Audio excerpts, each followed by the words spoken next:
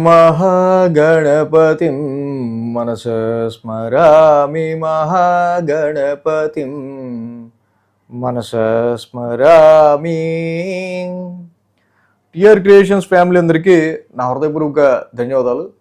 మార్చి మొదటి వారానికి సంబంధించి ద్వాదశ రాశుల వారికి రాశి ఫలాలు ఏ విధంగా ఉండబోతున్నాయండి అనేది చూద్దాం.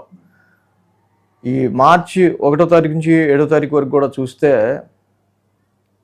మేజర్ ట్రాన్సిట్ చేంజ్ విషయానికి వస్తే కనుక శుక్రుడు సోమవారం మార్చి 2వ తారీఖున ఉచ్చ స్థితిలోకి మేన రాశిలోకి మిత్రుడైన శనితో యుతి చెందబోతున్నారు.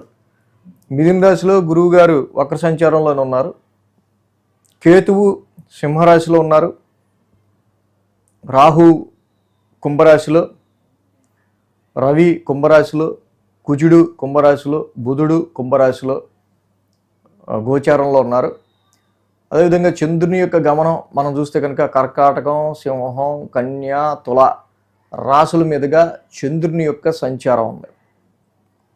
ఈ విధమైన చంద్రుని యొక్క సంచారం అండ్ నవగ్రహాల యొక్క గోచారం ఆధారంగా ఈ యొక్క వారం ద్వాదశ రాశుల వారికి ఏ విధంగా ఉండబోతుంది ఏంటనేది మనం ఇప్పుడు చూద్దాం.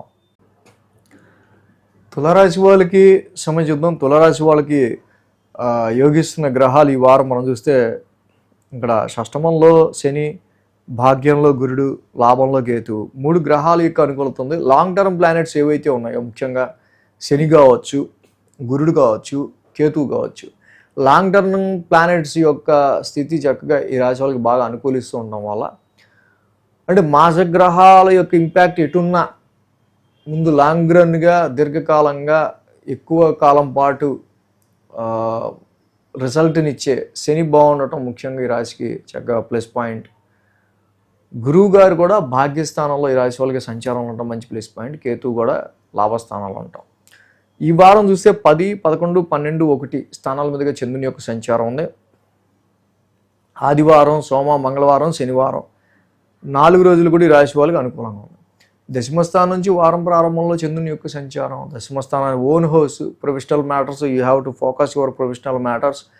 సో అక్కడ జనరల్గా ఇంటికి సంబంధించిన విషయాల్లో లోన్స్ గురించో లేకపోతే డొమెస్టికల్గా పేరెంట్స్కి సంబంధించిన హెల్త్ పరమైన విషయాల్లో ఇతరితర కొన్ని డొమెస్టికల్ హోమ్కి సంబంధించి రినోవేషన్, కొన్ని ఖర్చులు ఇలాంటివి ఏవో ఉండే బట్ ఇంటిపరమైన ఈ డిస్టర్బెన్సెస్ ఏమున్నా అంటే దశమస్థానంలో ఉన్న చంద్రుడు వెరీ పవర్ఫుల్గా తన ఓన్ హౌస్లో ఉండడం వల్ల you definitely you concentrate on your professional matters very highly you can concentrate అనమాట చంద్రుడి యొక్క దశమస్థాన సంచారం.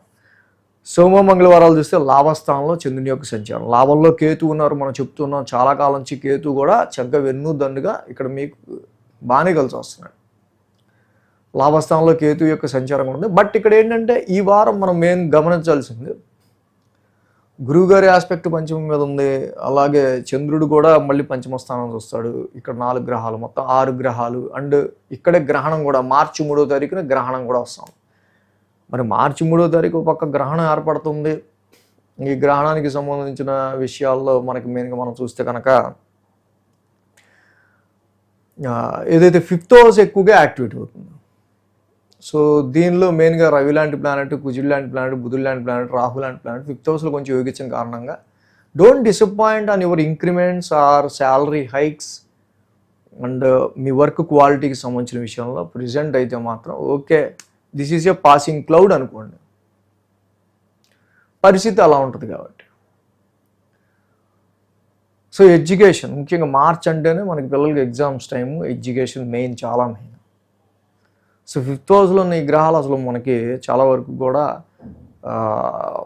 చూడు మమ్మీ నేను 60 మార్క్స్ పైన తెప్పించుకుంటా, 70 మార్క్స్ పైన తెప్పించుకుంటా. సో ఇలా పిల్లలు చక్కగా మాటలు ఇస్తారు.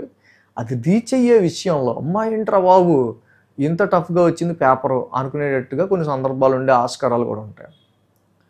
కాబట్టి అటు ఉద్యోగులైనా don't over confident on your work. ఈ టైంలో మాత్రం ఇన్వెస్ట్మెంట్స్, షేర్స్ అంత పెద్దగా అనుకూలించే ఆస్కారాలు తక్కువే ఉన్నాయి. ఇక వారాంతానికి మనం చూస్తే కనుక ఇక్కడ బుధ, గురు, శుక్రవారాల్లో మనం చూస్తే 1000 స్థానాల్లో చంద్రుని యొక్క సంచారం. 1000 స్థానంలో చంద్రుని యొక్క సంచారం ఉంది. ఆల్రెడీ ఆ రాశ్యాధిపతి బుధుడు కూడా రెట్రోగ్రేషన్లో ఉంటా రాహుతో కలిసి పంచమ స్థానంలో ఉంటాడు. సో కాబట్టి ఈ ఇన్వెస్ట్మెంట్స్, షేర్స్, ట్రేడింగ్ చేసే వాళ్ళకైతే సరైన కమ్యూనికేషన్ లేకపోవడం వల్ల ఉన్న ఇన్వెస్ట్మెంట్ పోగొట్టుకునే ఆస్కారాలు ఉంటాయి బుధ, గురు, శుక్రవారాల్లో. అనవసరమైన టెన్స్ ఫీలింగ్స్ కూడా కొన్ని ఉండే ఆస్కారాలు కనిపిస్తున్నాయి. ఈ విషయాలు కొంచెం జాగ్రత్తగా ఉండడం అనేది మంచిది. వారాంతానికి ఇక రాశిలోనే చంద్రుని యొక్క సంచారం, ఆ రాశి అధిపతి శుక్రుడు కూడా మీకు ఉచ్చ స్థితిలో షష్టమ స్థానంలోకి వెళ్తున్నారు. సో కాబట్టి ఎప్పుడైతే శుక్రుడు షష్టమ స్థాన సంచారంలోకి వెళ్తూ ఉన్నారో కొంత ఫీమేల్ పర్సనాలిటీస్తో అయినా, మీ ఆరోగ్యానికి సంబంధించిన విషయాల్లో అయినా, ఈ 6th హౌస్లో మరి శుక్రుని యొక్క సంచారం అనేది కొంచెం నడుస్తూ ఉంది కాబట్టి ఆరోగ్యపరంగా కానీ కొన్ని విషయాలు రీత్యా కానీ సో ఈ అనవసరమైన లిటిగేషన్స్ జోలికి పోకుండా ఉండటం ఈ రాశి వాళ్ళకి మంచిది. సో కాబట్టి ఈ రాశికి శుక్రుడి యొక్క సంచారం ఈ వారం నుంచి ఆయన షష్టమ స్థానంలోకి వెళ్తున్నాడు, అనుకూలంగా లేదు. ఫస్ట్ రాశి అధిపతి అనుకూలంగా లేకపోతే మనం ఏ పని చేద్దాం అనుకున్నా మన మైండ్కి ఏదో అడ్డం పడతా ఉంటుంది. మన మైండ్కి ఏదైనా అడ్డం పడితే ఏదైనా పని చేయాలని చేయలేము.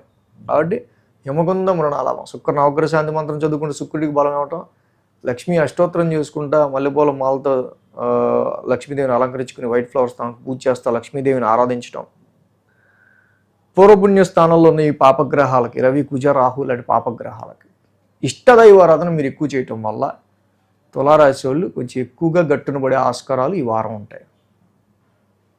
ఈ వీడియో కనుక మీకు నచ్చినట్లయితే లైక్ చేయండి, షేర్ చేయండి. మరిన్ని అప్డేట్స్ కోసం సబ్స్క్రైబ్ చేయడం మాత్రం మర్చిపోకండి.